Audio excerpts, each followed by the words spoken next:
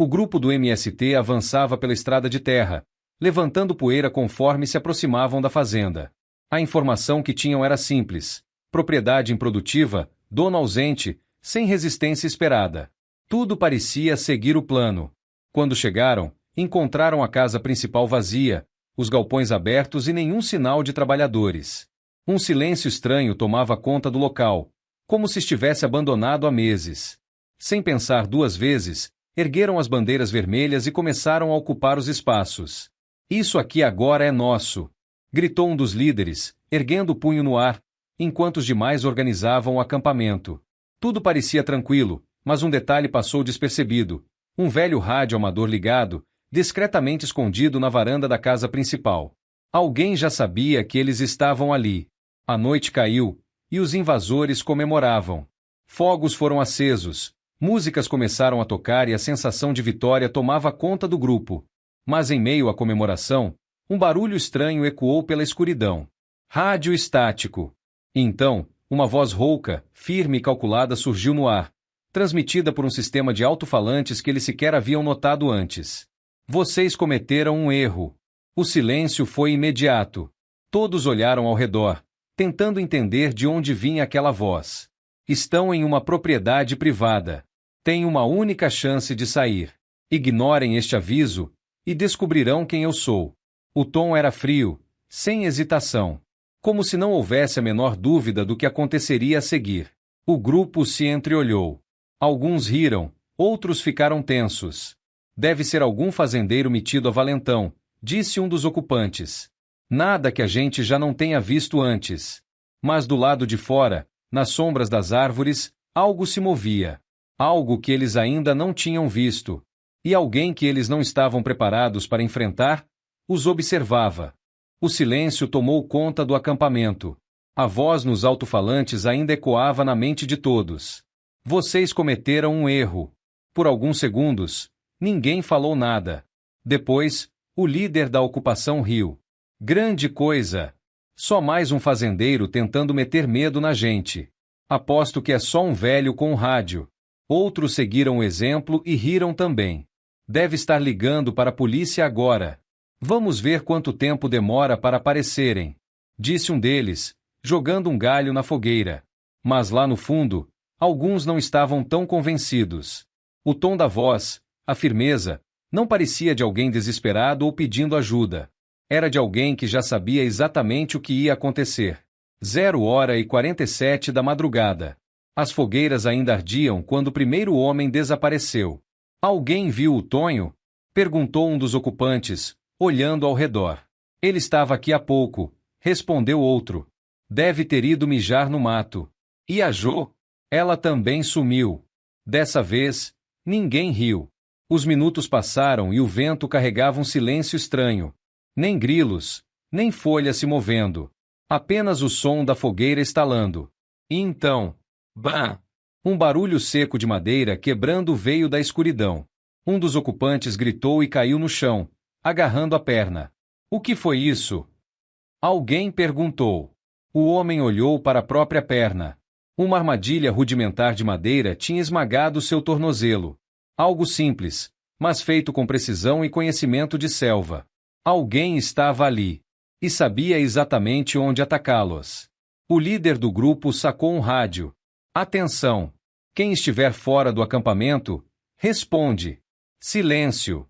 Ele tentou de novo. Silêncio absoluto. E então, os alto-falantes voltaram a funcionar. A mesma voz fria e calculada. "Eu avisei.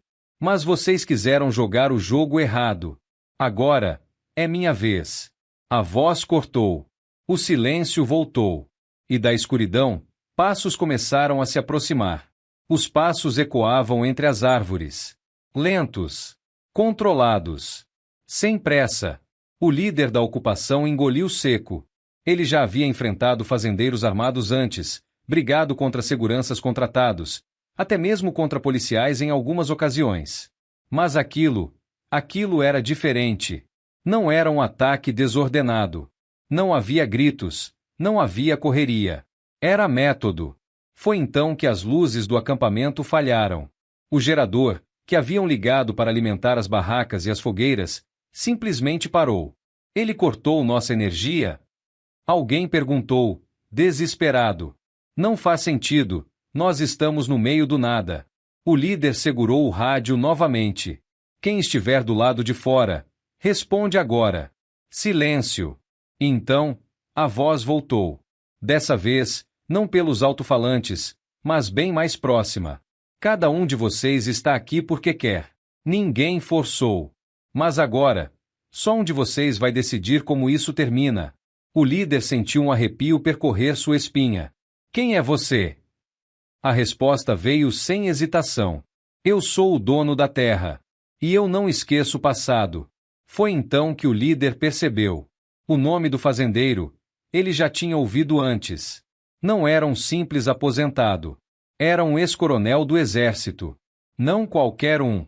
Um homem que havia servido em missões de selva, especialista em operações psicológicas e combate noturno.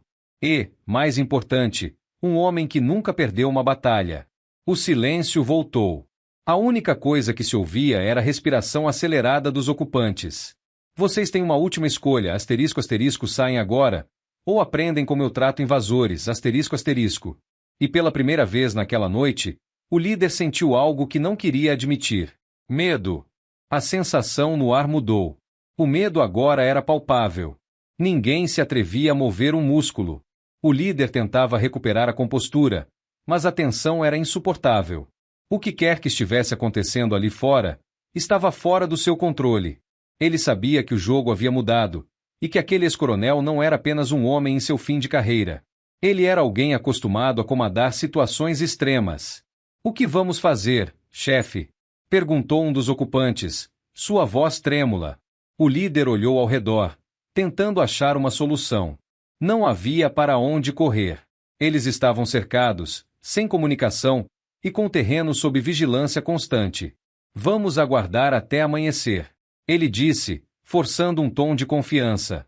Amanhã, conseguimos negociar com ele. Mas algo dentro dele sabia que isso não seria tão simples.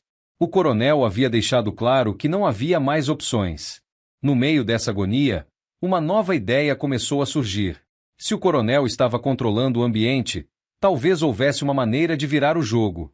Mas isso implicava em um risco grande. O líder sentia que a única maneira de ganhar era se infiltrar. Ele olhou para o outro lado do acampamento, onde alguns estavam tentando montar barracas, e fez um sinal discreto para um dos homens. Você, vem aqui, disse em voz baixa.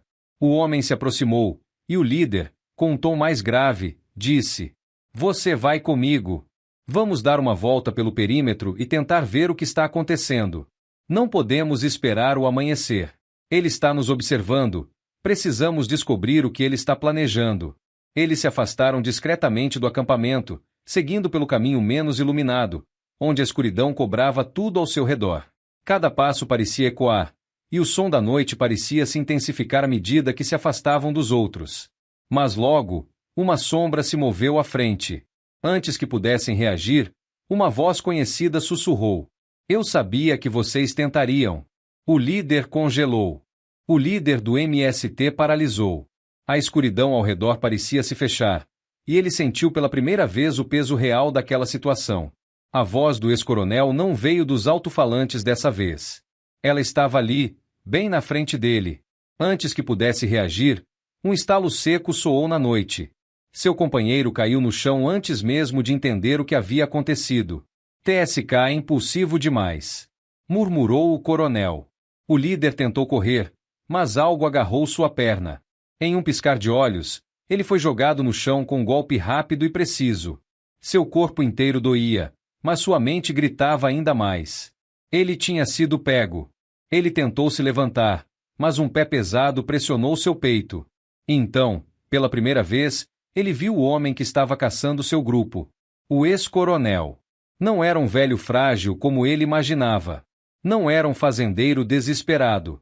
Era um soldado, forjado em guerra. O rosto marcado pelo tempo, mas os olhos, friamente calculistas. O líder tentou falar, mas antes que pudesse pronunciar qualquer palavra, o coronel se abaixou e disse, em um tom que fez o sangue dele gelar: Eu dei uma escolha para vocês. Ignoraram.